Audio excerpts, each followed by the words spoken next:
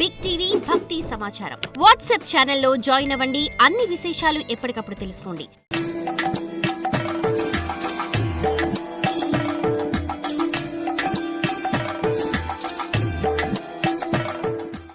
విష్ణులీలా గాథలను కీర్తించటమే విష్ణుమాయను వెనకకు త్రిప్పి కొడుతుంది. అందరికీ ఆశ్చర్యం, ఈ మాయ నుంచి గెలిచేది ఎట్లా అంటే ఎవరు మాయ పుట్టించారు? ఆ జగన్మాత రూపి అయినటువంటి అమ్మవారి రూపమైనటువంటి మహావిష్ణువు పుట్టించాడు. అటువంటి మాయను, ఆ దేవతను దాన్ని దూరం చేయాలా, గెలిచాలంటే ఆయన్నే భజించాలి. ఇక దానికి వేరే విరుగుడు అనేది లేదు. మత్స్య రూపంలో సోమకాసురుడిని సంహరించి బ్రహ్మకు వేదాలు అందించాడు. కూర్మ రూపంలో మందర పర్వతాన్ని ధరించి అమృత భాండాన్ని అవతరింపజేశాడు. శాశ్వత జీవనాన్నిచ్చే ఆ భాండాన్ని ధన్వంతరి రూపంతో చేతదాల్చాడు. ఆయనే లోకోత్తరమైన మోహిని రూపం స్వీకరించి మళ్ళీ దాన్ని దేవతలకు పంచిపెట్టాడు. ఘోరమైన వరాహ రూపం ధరించి హిరణ్యాక్షుని సంహరించి భూమిని తన కోరల మీద మోశాడు. నరసింహ రూపంతో రాక్షసుణ్ణి హిరణ్యకశిపుని ముక్కలు చేసి బాలుడైన ప్రహ్లాదుణ్ణి రక్షించాడు. వామన బ్రాహ్మణాకారం స్వీకరించి త్రివిక్రమత్వం చూపాడు కూడా. వైకుంఠం లోకం నుంచి పరుగు పరుగున వచ్చి మొసలిని చంపి గజేంద్రుని రక్షించాడు. ఆ మొసలిని చంపినటువంటి అద్భుతం గజేంద్ర మోక్షం. రామకృష్ణాది వివిధావతారాలతోనూ కపిల దత్తాత్రేయాది మునిస్వరూపాలతోనూ జనుల అజ్ఞానాన్ని నిర్మూలించి జ్ఞానం పెంచాడు. లోకంలో సచ్చిదానంద సంపదను విస్తరింపజేశాడు అని ఈ కీర్తన యొక్క అర్థం. ఒకసారి ఉపబ్రహ్మణుడు బ్రహ్మలోకంలో కృష్ణలీలా కథా సంకీర్తనం అనేటువంటి నాట్యం చేస్తూ తాళం తప్పాడు. అందుకు బ్రహ్మదేవుడి కోపం వచ్చింది. తాళం తప్పావు పూర్తిగాని, ఎందుకంటే తప్పితే తాళం అందరూ తప్పినట్లు లెక్క అయిపోతుంది. అందుకని నువ్వు ఇంత ఘోరం చేశావు, నువ్వు దాసీ పుత్రుడు వై పుట్టు అని శపించాడు. మళ్ళీ శాపం వచ్చింది ఆయనకి. తృతీయ జన్మ. అతడు ఉపబ్రహ్మణుడు అనేటువంటి పేరుతో జన్మించి సంగీత విద్యానిధి అయి దేవసభలలో విష్ణుగాథలను నాట్యోత్సవాలుగా ప్రదర్శిస్తూ ఉండేవాడు. ఆ ప్రదర్శనలలో ఒకసారి తాళగతి తప్పి అతడు భూమి మీద దాసీపుత్రుడై జన్మించాడు. అటువంటి నారదుని నేను భజింతును. శాపం వల్ల ఉపబ్రాహ్మణుడు నిత్యము వేద చర్చలు చేసే ఇంటిలో పనిచేసే దాసికి పుత్రుడై జన్మించాడు. ఆ ఇంటికి ఎందరెందరో పండితులు మహాత్ములు వస్తూ పోతూ ఉండేవారు. మామూలుగా ఇటువంటి మంచి మంచి బ్రహ్మవేత్తుల ఇండ్లలో పనిచేసేటప్పుడు పని మనుషులు వాళ్ళకి చెవులో పడుతుంది, బ్రహ్మజ్ఞానం పడుతుంది. నేను అదే చెప్తూ ఉంటాను ఆశ్రమంలో పనిచేసే వాళ్ళందరికీ కూడా.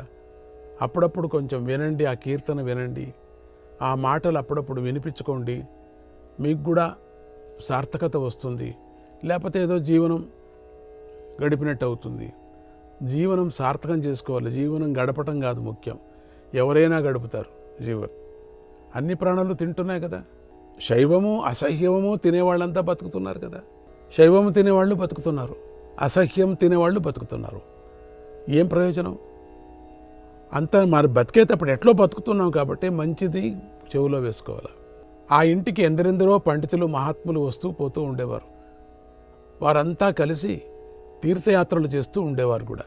ఒకసారి చాతుర్మాస్య వ్రతాల రోజుల్లో ఆ మహాత్ములంతా ఒక క్షేత్రంలో మకాన్ చేశారు. వాళ్ళంతా వెళితే ఈ దాసి కూడా వెళ్ళాలి కదా, పని మనుషులు కూడా వెళ్ళాలి కదా. ఎంత అదృష్టం! అప్పటికి నారదుడికి 5 ఏళ్ళు.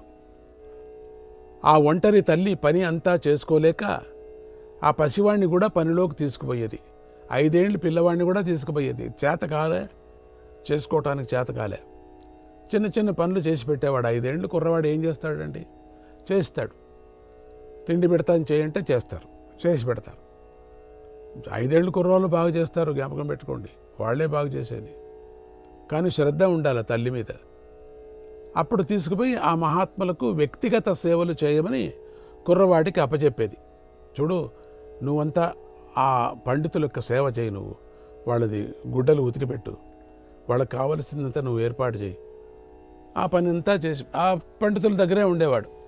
ఆ పిల్లవాడి పుణ్యమేమో కానీ వాడికి ఈ మహాత్ములంటే అంతులేని శ్రద్ధ పెరిగిపోయింది. వాడు ఆటపాటలకు కూడా పోయేవాడు కాదు. చాలా కష్టం ఈ వైరాగ్యం పుట్టడం అనేది, చాలా కష్టం. నిన్న ఒకడిని నేను చూశాను మైసూర్ ఆశ్రమంలో.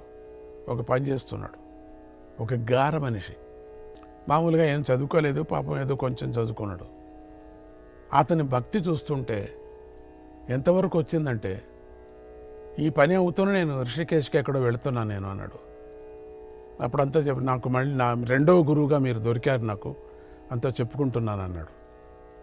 తల్లిదండ్రులు ఉన్నారు, అన్నతమ్ముళ్ళు వాళ్ళంతా అక్కచెల్లెళ్ళు ఉన్నారు, వాళ్ళు చూసుకుంటారు, నాకు ఏ బాధ లేదు, నన్ను ఫ్రీగా వదిలేశారు. నేను శివుడి మీద నాకు ఎక్కువ జ్ఞానం ఉంది, శివుల్లో ఐక్యమైపోవాలనుకున్నా, తపస్సు చేయాలనుకున్నాను, సాధన చేయాలనుకున్నా. అంటే అప్పుడన్నా నీకు తపస్సు సాధన అంటే ఏమీ నీకు తెలీదు, నీ ఎవరో గురువు దీక్ష ఇచ్చారన్నారు కదా, ఆయన దగ్గర అడుగు, వెళ్ళు. మరి సాధన దీక్ష అంటే చాలా పెద్ద మాటలవి. అయినా నువ్వు ఈ పని చేస్తూ కూడా చేస్తున్నావు, మనసులో నీకుంది.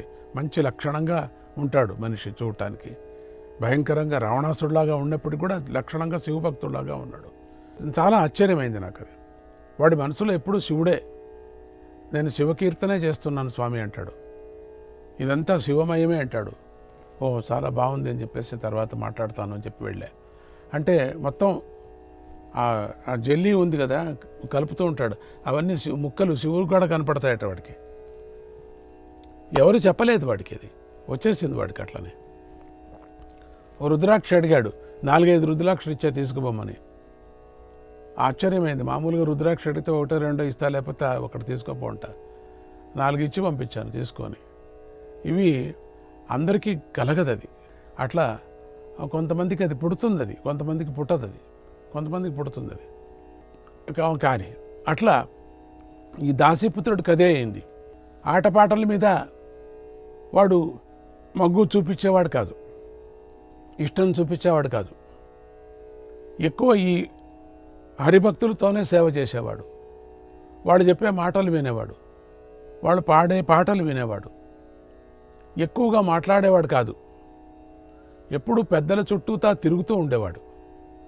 క్రమంగా ఆ మహాత్ములకు ఈ కుర్రవాడి మీద దయ కలిగింది.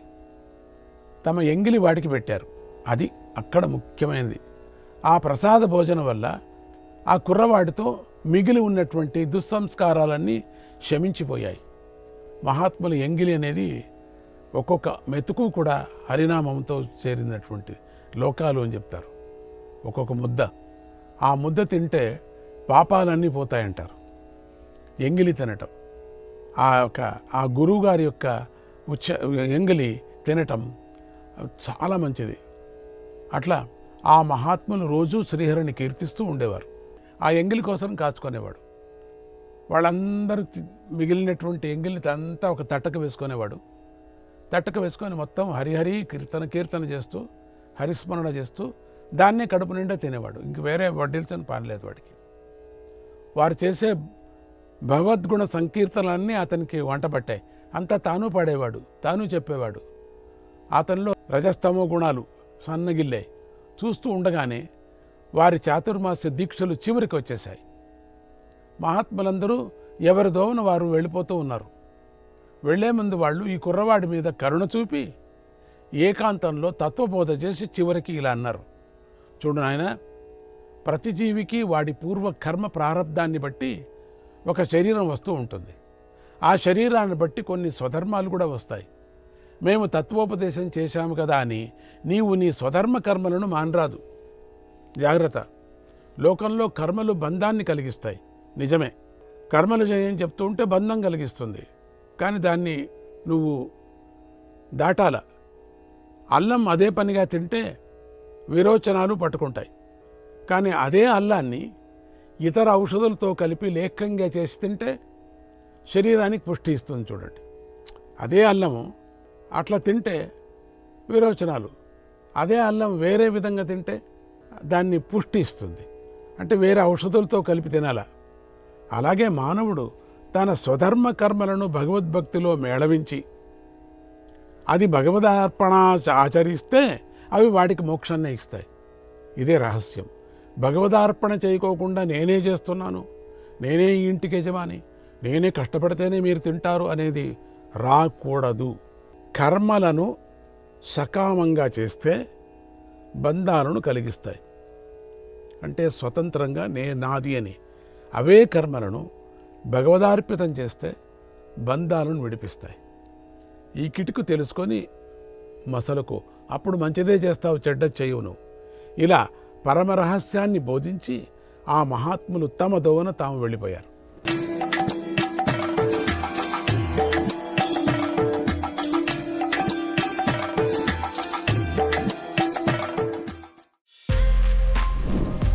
For more videos like this, subscribe Big TV channel.